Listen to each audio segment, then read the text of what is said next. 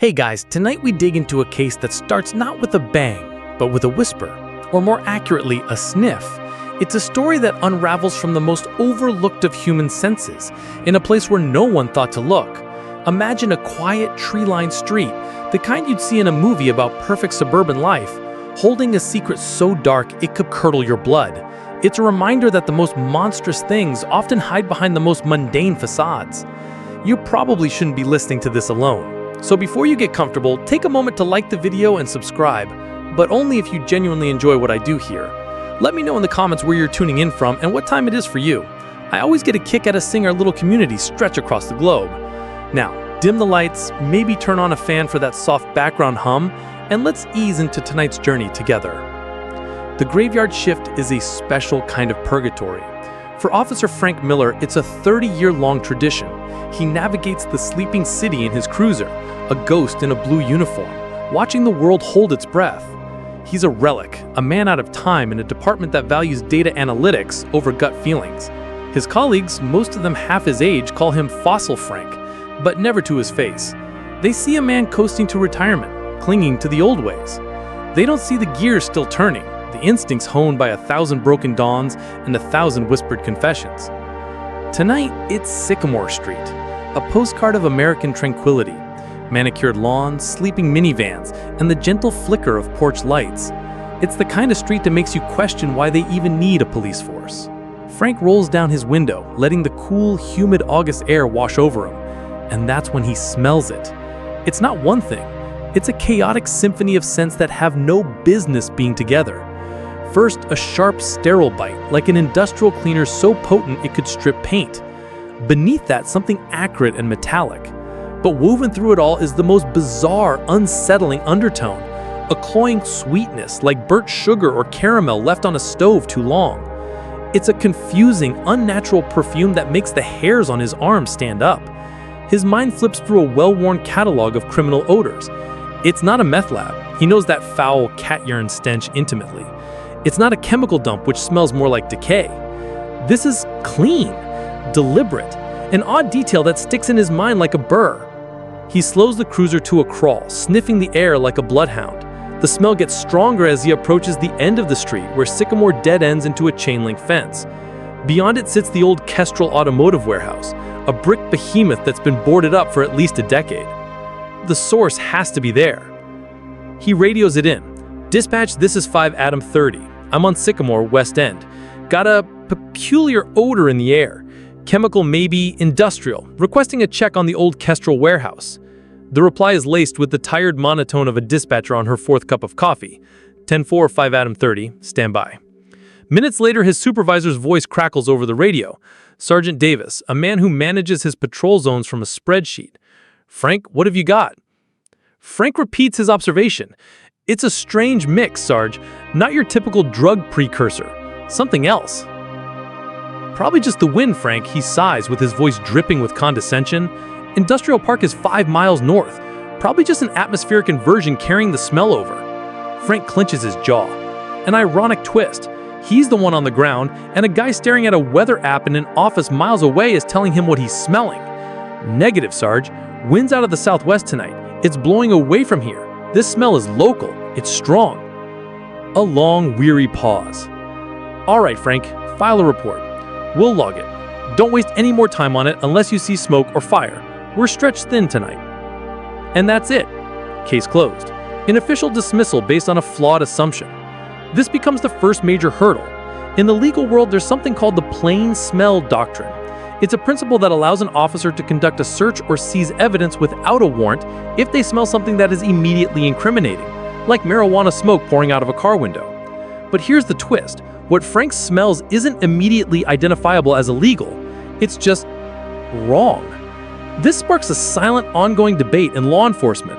How much weight should be given to an officer's uncorroborated sensory experience, especially when it's for something that isn't a textbook crime indicator? Is one man's finely tuned sense of wrongness enough to justify dedicating resources? The department's answer is a resounding no. But for Frank, the dismissal is a spark. He files the report as ordered, knowing it will be buried in a digital mountain of bureaucratic nonsense. He finishes his shift, the strange, sweet, and sterile smell clinging to the inside of his nostrils. The next night he requests the same patrol zone, Sycamore Street. He rolls down the window, nothing. The air is clean, filled only with the scent of cut grass and night-blooming jasmine. It's the inconsistency that gnaws at him. For 2 weeks, it becomes his quiet obsession. Some nights, the smell is there, a suffocating chemical blanket. Other nights, it's gone without a trace. It's an operation, he thinks. They're running on a schedule. He starts keeping a private log in a little spiral notebook, marking dates, times, and wind direction. He feels like a conspiracy theorist, the crazy old cop chasing ghosts. His colleagues notice his repeated requests for the same quiet zone, and the jokes begin to solidify. They see him as a man past his prime, manufacturing mysteries to feel relevant. The irony is staggering. The one person who has stumbled upon a genuine, active threat is the very person the system is designed to ignore. His obsession is no longer just about a weird smell. It's about proving he's not crazy. It's about proving he can still do the job. He parks his personal car on a parallel street one night, off duty, and walks to the end of Sycamore. The fence around the Kestrel warehouse is topped with rusted barbed wire. The windows are a checkerboard of faded plywood. It looks exactly as it should. Dead. But the smell is thick in the air tonight. He stands there in the darkness, a lone sentinel shrouded in shadow, staring at the silent, dark building. There are no lights, no sounds, no signs of life. Just that impossible, phantom odor. And in that moment, he makes a decision. If the department won't let him investigate, he'll do it himself. The rulebook goes out the window. His quiet obsession is about to become a quiet, off-the-books investigation. His first move is born of patience, not aggression. He doesn't try to scale the fence or jimmy a lock. He just watches. From his parked car a block away, through a pair of old but powerful binoculars, he spends his nights off mapping the rhythm of the place. Which is to say, there is no rhythm. The Kestrel warehouse is a black hole. No cars come and go. No lights flicker in the boarded-up windows. It's a perfect portrait of urban decay. But his logbook tells a different story. The smell is the tell. It comes and goes on a 3-day cycle. 2 nights on, 1 night off. Precise, controlled. Whatever is happening inside is methodical. During the day, he swaps his uniform for a worn jacket and baseball cap, becoming another anonymous face in the city.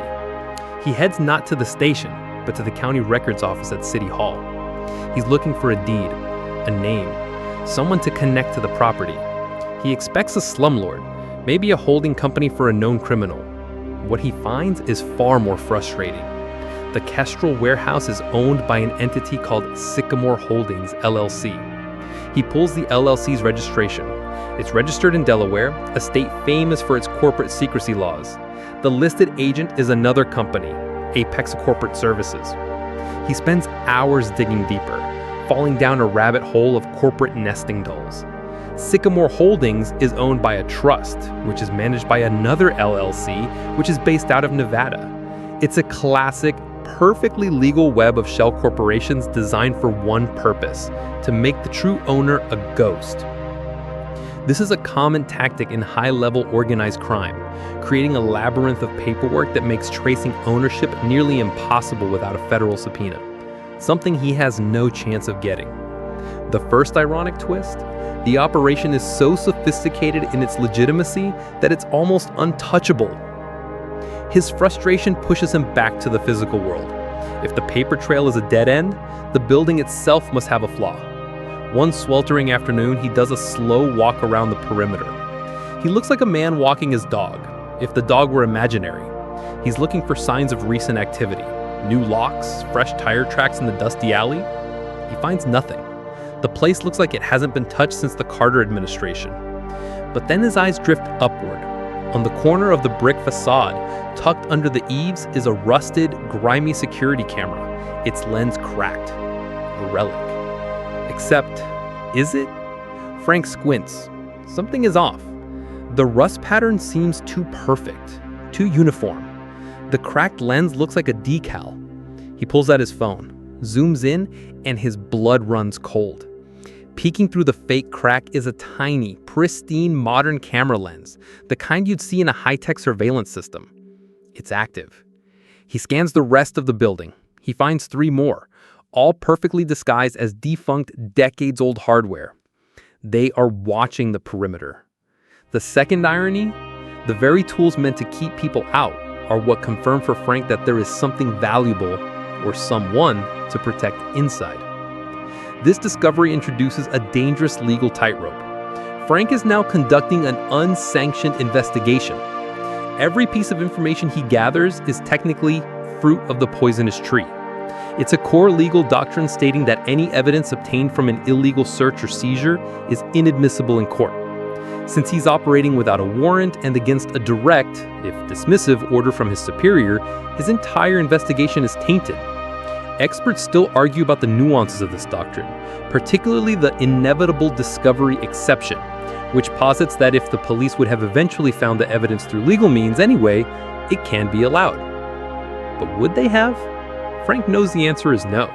Without his rogue efforts, the Kestrel warehouse would have remained just another forgotten building on a forgotten street. He's caught in a paradox. To uphold the law, he has to bend it to its breaking point. The cameras lead him to think about power.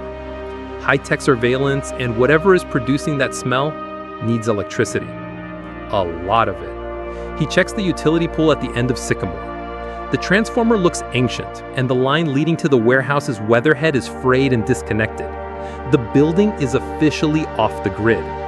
So how are they powering it? He follows the main conduit down the pole. Most lines branch off to the houses on the street. But then he sees it. An oddity that makes his pulse quicken. A brand new, thick black conduit, far heavier than a residential line, runs down the pole and disappears into the ground. It doesn't run toward the warehouse, but parallel to it, heading for the small commercial strip behind the property. The next day, he's back in a civilian disguise, nursing a coffee at an outdoor cafe across from the strip. It's a row of 4 businesses: a dry cleaner, a nail salon, a struggling bookstore, and a floral shop called Pedal Pushers. He watches the utility meters on the back of the building. 3 of them spin at a lazy, predictable rate. But the meter for the floral shop, it's humming, spinning at a frantic pace, like a small engine.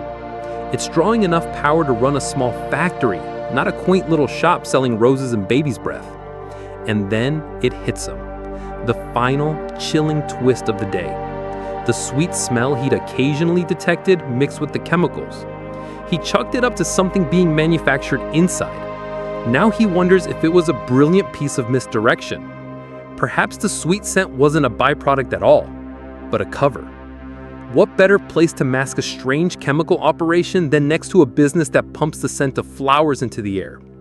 They were hiding in plain sight, using a completely innocent, unsuspecting business as their electrical and olfactory shield. The scale of the deception is staggering. This isn't a small-time operation. This is professional, well-funded, and utterly ruthless. And he's the only one who knows. The knowledge of the floral shop and its humming electric meter changes the game. It gives Frank a tangible, public-facing anchor for his theory. He's no longer just watching a derelict building. He's watching an ecosystem. And for that ecosystem to function, it needs supplies. Things have to go in and things have to come out. He knows their schedule. Tonight is the second on night. So he waits, not in his personal car, but in his cruiser, on duty, making his official rounds. He can't afford to be seen loitering. He drives his assigned route, a slow, looping pattern that brings him past the mouth of the alley behind the warehouse every 15 minutes. He feels like a fisherman casting his line again and again, waiting for a single bite. Just after 2 a.m., he gets one. A truck eases out of the alley. It's not some beat-up, clandestine panel van like you'd expect. It's a clean, late-model, refrigerated box truck, the kind that delivers produce to restaurants. The side bears a crisp, professional logo, Evergreen Logistics, with a cheerful green pine tree. It's another layer of the sophisticated camouflage. Nothing to see here, just a legitimate business doing legitimate business. The sheer normalcy of it is, ironically, the most suspicious thing he's seen yet. Frank's heart hammers against his ribs, but his hands are steady. He can't just pull it over. He needs a reason, a legal justification that will hold up in court. He falls in behind the truck, keeping a generous distance, and follows it as it merges onto the main road, heading away from the city. He runs the plate, It comes back clean, registered to the Evergreen Logistics Company at a corporate address in a neighboring state. Of course it does. These people are thorough. For 5 miles, the truck is the model of perfect driving. It obeys every speed limit, uses every turn signal, stays perfectly centered in its lane. The driver is either a saint or he knows he's being followed. Frank begins to feel a familiar sense of defeat. But then, in a deserted industrial park, the driver makes a mistake. A tiny one.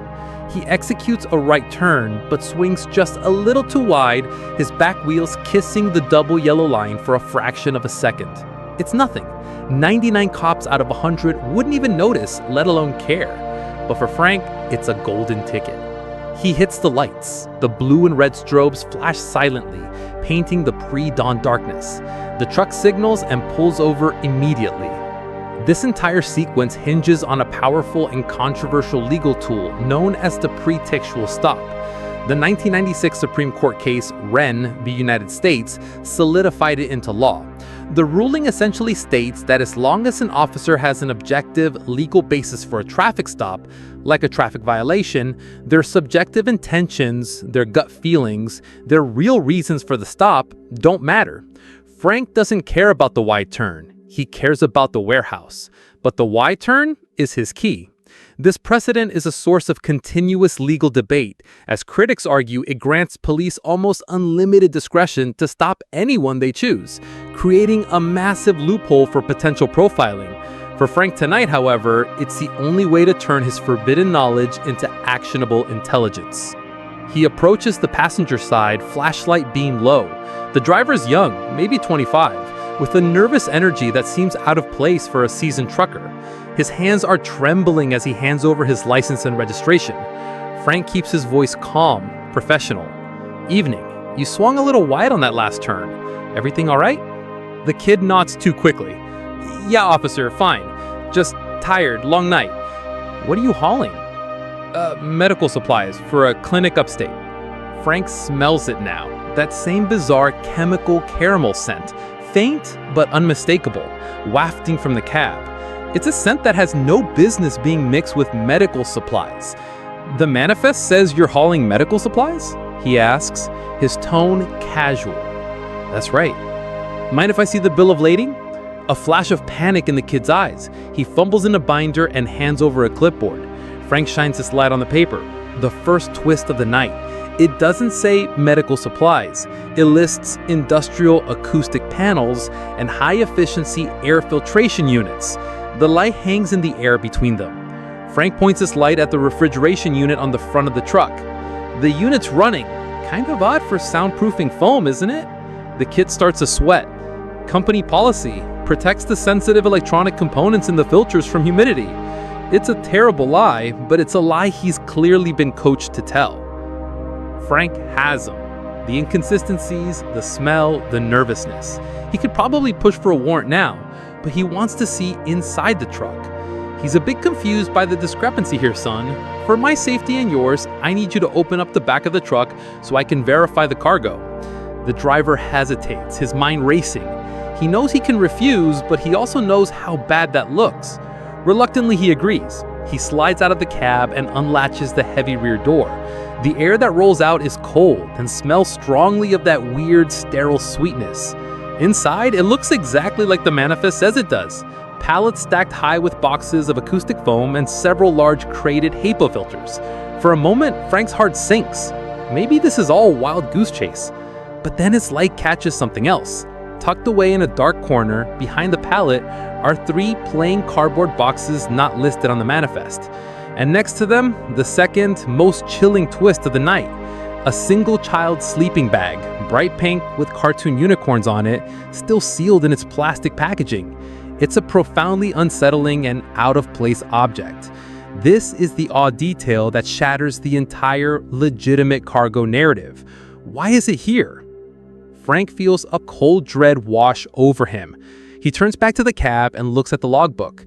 The kid's hands are shaking too much to hold it steady. And that's when Frank sees the third and final twist. The logbook is meticulously filled out, almost too perfect. But the entry for its last pickup location isn't the Kestrel warehouse. It's listed as Pedal Pushers, the floral shop next door. It was a clumsy attempt to create a clean paper trail, but by doing so, the driver has just confirmed the connection Frank had only suspected.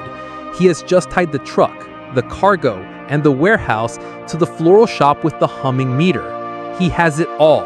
The pretextual stop has yielded probable cause. He gets on his radio. "Dispatch, this is 5 Adam 30. I need a supervisor and a detective at my location. And get me a warrant for a warehouse on Sycamore Street." The game has just become very, very real. The warrant comes through with the sunrise, a frantic culmination of Frank's patient, off-the-books labor now sanitized and legitimized by the discovery in the truck. The pink sleeping bag becomes the emotional core of the affidavit, a symbol of innocent life potentially at risk. While the driver's clumsy logbook entry provides the legal linchpin connecting the warehouse to a tangible, active operation. Frank is ordered back to the station, officially sidelined. He's a patrolman, not a detective. His part is done. The irony isn't lost on him. The man who built the entire case is now relegated to watching it unfold on a monitor, a spectator at his own party. Command hands the entry over to the Special Weapons and Tactics Team, SWAT. It's a full-scale tactical operation. Armored vehicles descend on Sycamore Street, a jarring intrusion into the morning calm. Snipers take up positions on neighboring rooftops. The residents, now awake and peering through their blinds, see a scene straight out of an action movie unfolding on their perfect, quiet street. The team uses a battering ram on a side door, a brutal percussion that echoes through the neighborhood. "Police, search warrant." The call is a formality. They flow inside, a river of black Kevlar and steel, weapons raised, moving with practiced, lethal efficiency. The first report comes back over the radio, tense and anticlimactic. "Breach successful. We are in. No hostiles encountered." Frank stands in the command center, a temporary tent set up a block away, watching the helmet cam feeds on a bank of monitors. He sees what the team sees. The inside of the warehouse is not what he expected. It's not a dusty, derelict space. It's a labyrinth. The vast open floor has been carved up by a maze of interior walls, creating a confusing network of narrow, sterile corridors. The walls aren't drywall. They're thick, gray panels.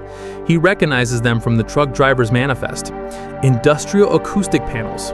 They've soundproofed the entire place. This isn't just about hiding an activity. It's about hiding a sound. The first chilling twist. What kind of operation needs to be this quiet? The team moves deeper into the maze, their boots silent on the smooth concrete floor. Each corridor looks identical to the last. It's disorienting by design. On the monitors, he watches them clear corner after corner, room after empty room. The air is still thick with that sterile, sweet chemical smell, but the source is nowhere to be found. There are no vats, no beakers, no lab equipment. It's just empty. An entire infrastructure built for a purpose that has vanished. This is a classic and terrifyingly effective criminal tactic. When law enforcement encounters a scene, they expect to find evidence of the crime itself. But what happens when the scene is designed to be wiped clean instantly? It triggers a legal nightmare. The warrant was granted based on probable cause of an ongoing crime. But if they find no evidence of that crime, any further searching could be deemed a violation of the warrant's scope. Experts frequently debate the four corners rule of a warrant, which limits a search to the specific places and things described in the document. If the warrant specifies a search for evidence of, say, a kidnapping, and all they find is an empty, clean room, their authority to continue the search diminishes with every passing second. They are on the clock, legally and tactically. Then a voice crackles over the radio from one of the helmet camps. "Command, we found a control room." Frank leans closer to the screen. The team has breached a locked door at the center of the maze. Inside, it's a stark contrast to the sterile corridors. It's a small, claustrophobic space dominated by a bank of high-resolution monitors. And on those monitors is the second, gut-wrenching twist. Live feeds from dozens of tiny hidden cameras. The team leader swings his rifle around, his helmet cam showing the feeds in detail.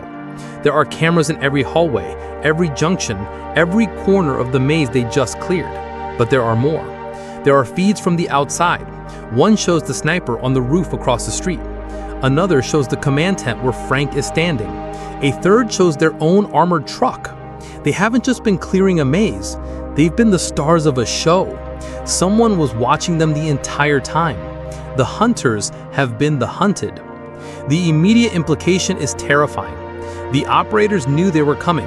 They had a contingency plan.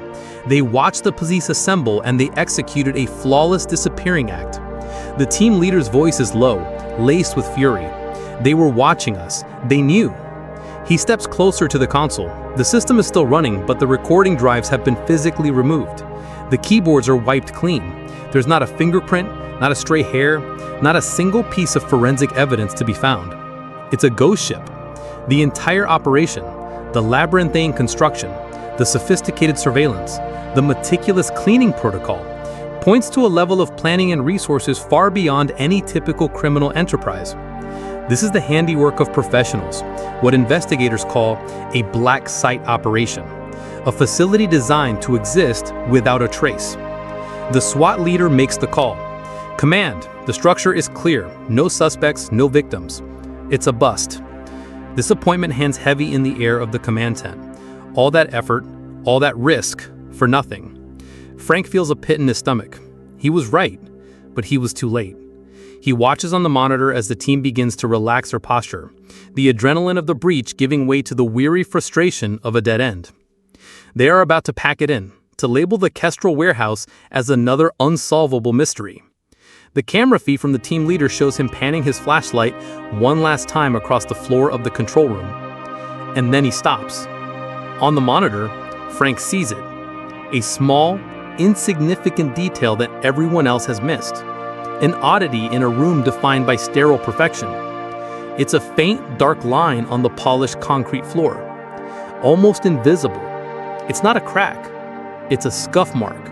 A single, dark scuff mark, the kind a heavy object might make if it were dragged, not lifted. The scuff mark is nothing. A smudge of rubber on concrete. In any other context, it would be ignored, swept away, forgotten. But in this pristine, surgically clean environment, it's an anomaly. It's a flaw in the perfect narrative of the ghost operation. The SWAT team leader, his initial frustration giving way to a renewed flicker of professional curiosity, crouches down for a closer look. On the helmet cam feed that Frank is glued to, the image is grainy but clear. It's a semicircular arc, a dark whisper against the pale gray floor. Command, hold a minute, the leader says into his radio, his voice now tight with focus. I've got something here. He follows the arc with the beam of his flashlight. It starts a few feet from the wall and ends flush against it, disappearing underneath. He runs his gloved hand along the wall itself. It's smooth, seamless. It looks, feels, and sounds like solid concrete poured in one piece. He knocks on it. The sound is a dull, definitive thud. Nothing. This is a critical moment, one that often separates a cold case from a solved one. It's the principle of tunnel vision versus totality. The initial objective, to find suspects and victims in the visible structure, had failed, leading the team toward the conclusion of a bust. But the scuff mark forces a reevaluation of the totality of the circumstances. This is where a good investigator pivots from what they expect to find to what the evidence, no matter how small, is actually telling them. The team leader stands up and takes a step back, looking at the wall from a different angle. He thinks about the sheer weight of the soundproofing panels, the immense effort to build this maze. He thinks about the meticulous surveillance system designed to watch the watchers. An operation this sophisticated wouldn't be defeated by a simple battering ram on a side door. It's a fortress, and every fortress has a secret passage. The first ironic twist, the very perfection of their cleanup, created the single flaw that would undo them. Had the room been cluttered or dirty, the scuff mark would have been invisible. He turns to one of his team members. Get the thermal. A device that looks like a high-tech radar gun is brought forward. The operator points it at the wall. Most of the surface glows a cool, uniform blue on the device's small screen, indicating a consistent temperature. But then, as he scans over the area where the scuff mark disappears, a perfect rectangle appears in a slightly warmer shade of yellow-green. It's a subtle difference, maybe only a degree or two, but it's there. A section of the wall is radiating heat differently than the rest. There's a space behind it. The legal standing here gets murky again. Does the warrant to search the warehouse extend to demolishing its walls based on a thermal image? This is where the concept of exigent circumstances comes into play. It's a legal exception that allows law enforcement to bypass certain warrant requirements if there's an immediate threat of danger, escape, or the destruction of evidence. The memory of the pink unicorn sleeping bag, now the central pillar of their affidavit, gives them the moral and legal authority they need. The possibility of a person being held behind that wall is the ultimate exigent circumstance. Breaching charge, the leader orders. A small, clay-like explosive is carefully affixed to the wall, outlining the rectangle revealed by the thermal imager. The team falls back. A sharp contained crack echoes through the maze, a sound far less dramatic than in the movies. Smoke clears to reveal a clean, rectangular hole in the wall. The concrete was a facade, a thick layer of specialized plaster over a steel plate. And behind that plate is not a room, but a staircase, plunging down into darkness. The odd detail is immediate and unsettling. The air that rises from the opening is cold, clinical, and carries the scent of ozone and that same sweet chemical smell, but this time it's overwhelmingly potent. The second twist lands with a gut punch. The entire labyrinth above ground wasn't the operation, it was the lobby. It was a massive, expensive, and brilliantly designed misdirection, built to fool anyone who breached it into thinking they had found the whole thing and that the suspects had fled. It was made to be found. The team descends the narrow metal staircase, weapons ready. The air grows colder with every step. At the bottom, they find a heavy, soundproof door, the kind you'd see on a bank vault or a recording studio. It's not locked, it's slightly ajar. They push it open and step into a scene that freezes the blood. They are in a small, brightly lit, and immaculately clean subterranean bunker. It looks like a cross between a hospital recovery room and a high-tech dormitory. Along one wall are 12 beds, neatly made. In each bed lies a person motionless, eyes closed, seemingly asleep. They are of different ages, genders, and ethnicities. Each one is hooked up to an IV drip, the clear bags hanging from metal poles feeding a colorless liquid into their veins. A central computer terminal hums softly, its screen displaying the vital signs of all 12 individuals. They are not dead, they are sedated, maintained. On a small table next to the computer console sits a single object, the third and final twist of the section. It's a high-end silver Zippo-style lighter, the kind that costs a few $100s. It seems utterly out of place in this sterile medical environment. An officer carefully picks it up with a gloved hand. It's heavy, expensive, and on its smooth, polished surface is an elegant laser-engraved crest, a stylized letter R intertwined with a laurel wreath. A crest that Frank, watching Slackshot from the command tent, recognizes instantly. It's the personal emblem of one of the city's most beloved figures, a man whose face is on billboards, whose name is on the side of the children's hospital, a man celebrated for his charity and his unwavering commitment to the community. They have just found a direct link to this underground horror and a local saint. The discovery of the 12 sedated individuals and the engraved lighter transforms the operation from a high-stakes bust to a city-shaking scandal. The SWAT team is replaced by a flood of paramedics and forensic specialists who move with quiet, deliberate urgency. The 12 hostages, for that is what they are carefully disconnected from the IV drips and transported to a secure wing of the very hospital that bears the philanthropist's name. The irony is so thick you could cut it with a knife. Frank is finally allowed on scene, his initial exclusion now irrelevant in the face of what's been found. He walks through the labyrinth, down the secret staircase, and into the bunker. The air is still cold and thick with that chemical sweet odor, the smell that started it all. He sees the 12 empty beds, the neat rows of IV stands, the silent computer terminal. It's a scene of chilling, depersonalized efficiency. This wasn't a crime of passion, it was logistics. The lighter with the R crest becomes the explosive centerpiece of the investigation. The emblem belongs to Richard Sterling, a third-generation real estate magnate turned celebrated philanthropist. Sterling is more than just rich, he's beloved. He's the city's favorite son, a man who built his public persona on a foundation of boundless generosity. He funds art museums, homeless shelters, and after-school programs. The idea that he could be connected to something like this is unthinkable, a narrative so jarring it feels like fiction. This is a real-life instance of what criminologists call cognitive dissonance in public perception. When a trusted figure is accused of a heinous crime, society struggles to reconcile the two conflicting images, often leading to denial and conspiracy theories. Investigators immediately begin the delicate process of digging into Sterling's life. They secure a warrant for his mansion, his office, and his financial records, but they move with extreme caution. Accusing a man like Sterling is like trying to arrest a king. You don't do it unless your case is ironclad. Meanwhile, at the hospital, the 12 hostages begin to wake up. Their stories are fragmented, terrifyingly similar. They were all abducted from different places, at different times, over the past few months. A college student walking to her car, a tourist on vacation, a programmer on his lunch break. There's no obvious connection between them. They were all subdued quickly, with a needle prick or a chloroformed rag. They remember waking up briefly in the bunker, seeing other silent figures in beds around them before being plunged back into a drugged sleep.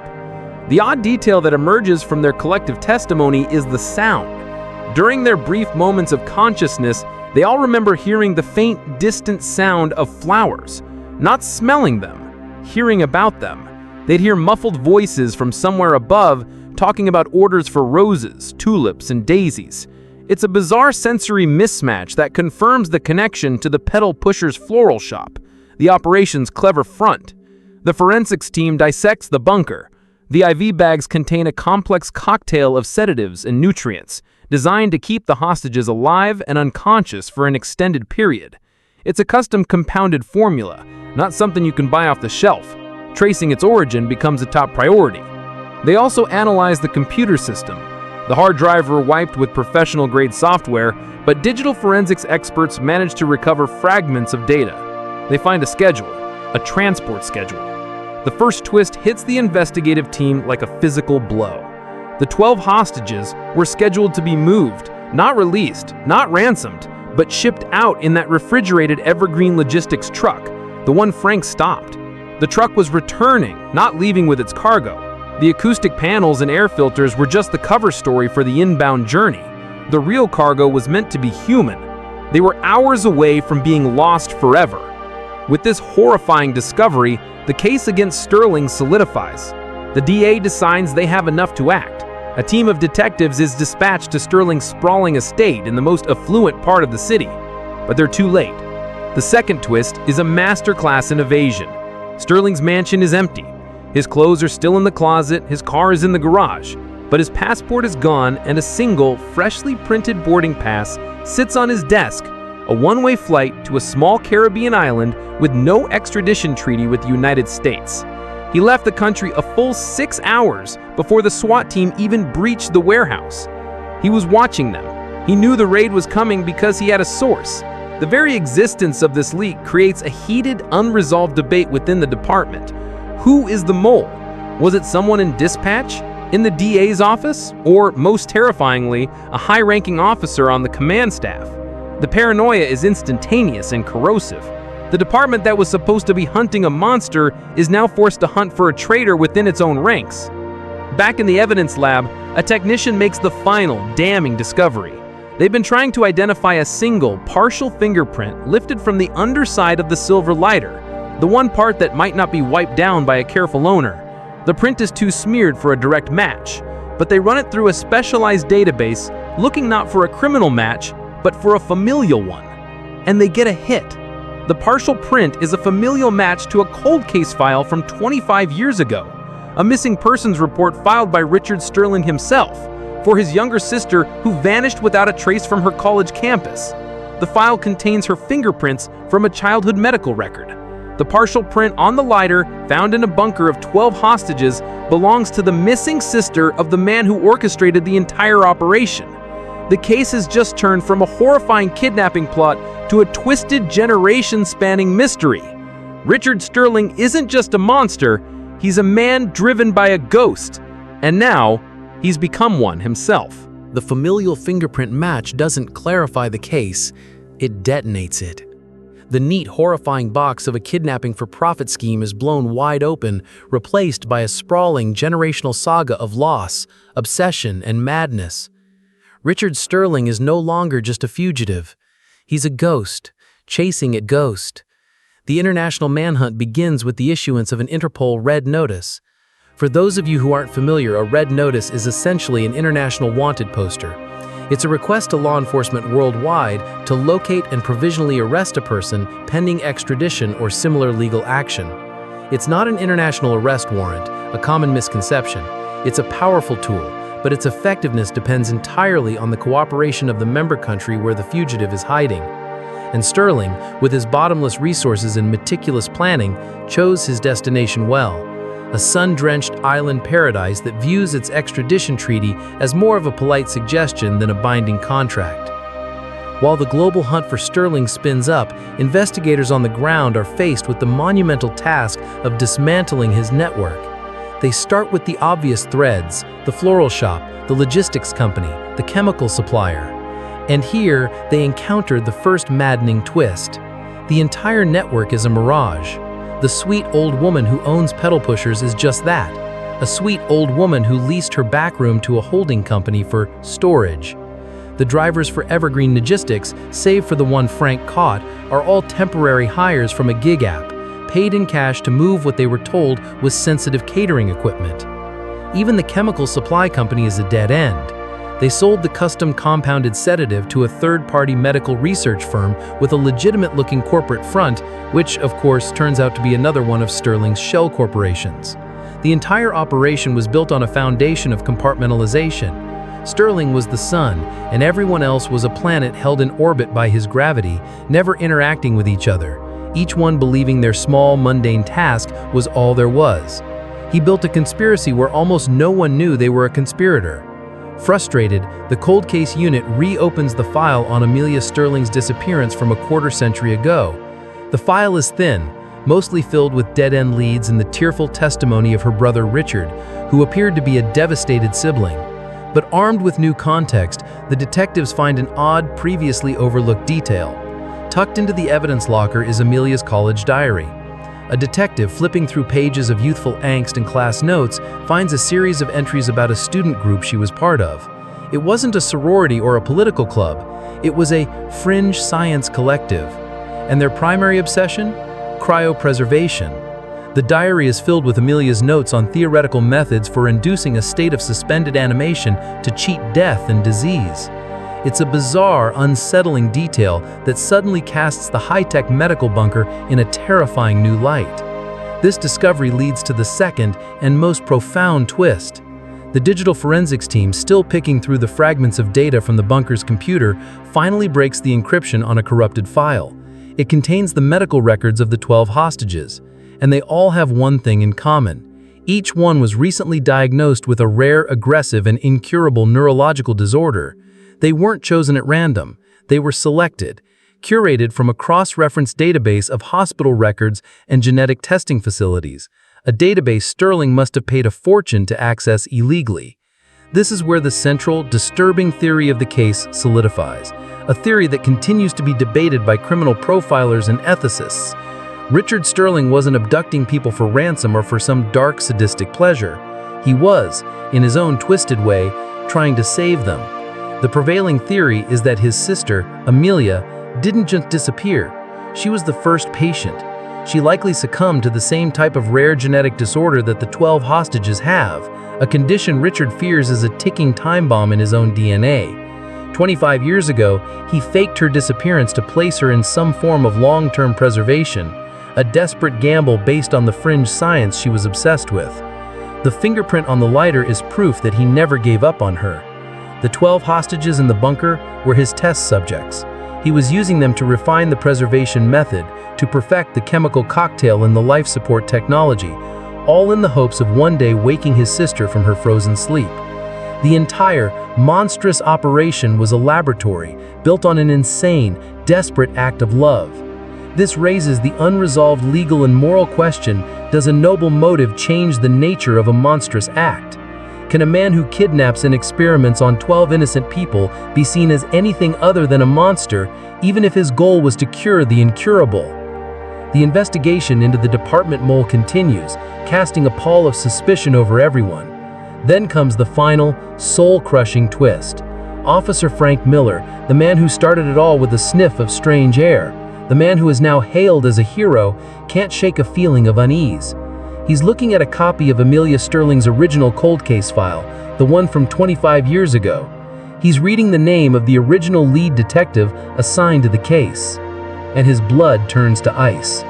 The detective who handled Amelia's disappearance, the one who concluded she was likely a runaway, was a young, ambitious cop named Davis.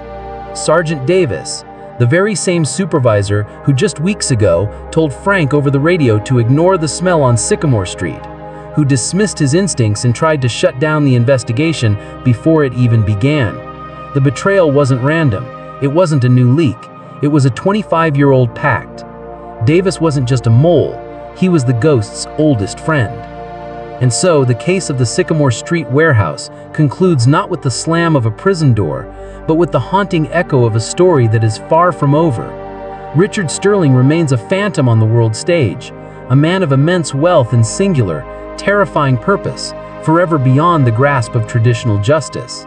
The 12 survivors, rescued from the brink of an unknown fate, must now live with the physical and psychological scars of being unwilling pioneers in one man's desperate war against mortality. They are alive, but a part of them will forever remain in that cold, silent bunker, tethered to a purpose they never chose.